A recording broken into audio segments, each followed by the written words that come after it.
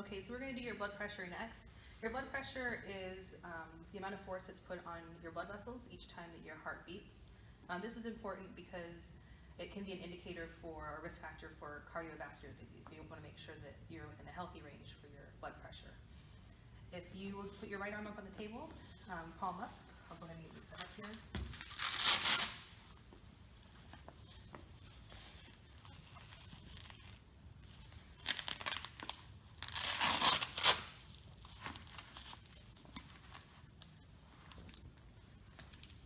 So have you had your blood pressure taken before? Yes.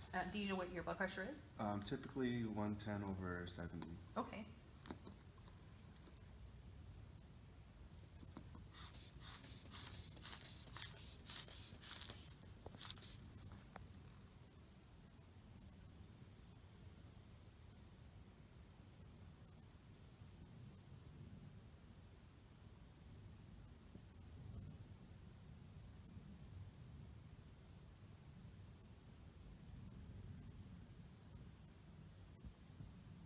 All right, and we got you at 114/68 today, which is good.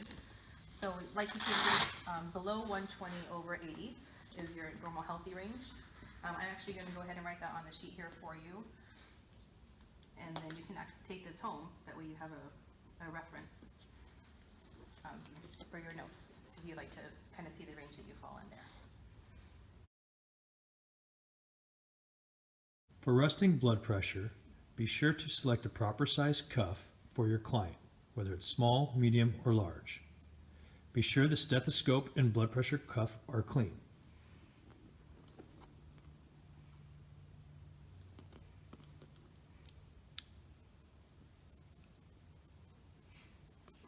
Be sure that the bell of the stethoscope is rotated to the on position. Make sure the client has been seated for at least 5 minutes. Describe to the client what blood pressure is and why we assess it.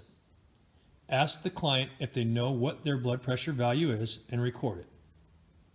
For the blood pressure assessment, you can use either arm. Make sure the arm is resting at heart level. Place the blood pressure cuff on the tested arm so that the artery indicator is in alignment with the brachial artery. Fasten the blood pressure cuff to the arm. Insert earpieces of the stethoscope into your eardrums.